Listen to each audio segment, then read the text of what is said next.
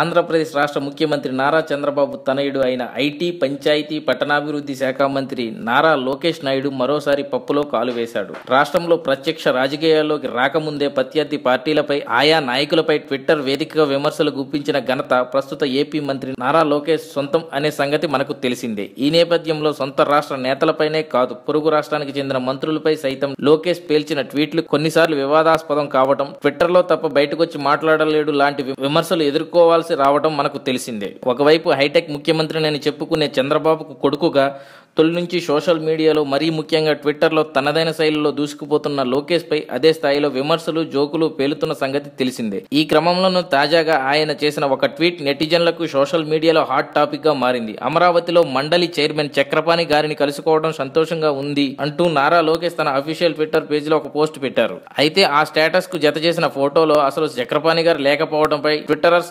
అవాక్కయ్యారు. ఇప్పటికే మంత్రి హోదాలో బహిరంగ వేదికలపై మాట్లాడుతూ అంబేద్కర్ వర్ధంతికి శుభాకాంక్షలు, మంచినీటి సమస్య కల్పన, వచ్చే ఎన్నికల్లో 200 సీట్లు లాంటి వ్యాఖ్యలు చేసిన నారా లోకేష్ పై సోషల్ మీడియాలో వ్యక్తమైన అభిప్రాయాలు అందరికీ తెలిసిందే. కాగా కొద్దిసేపటి గాని సన్నిహితులు చెప్పడంతో తప్పు తెలుసుకున్న లోకేష్ పాత ట్వీట్ ను తొలగించి సరైన ఫోటోతో మరో ట్వీట్ చేశారు.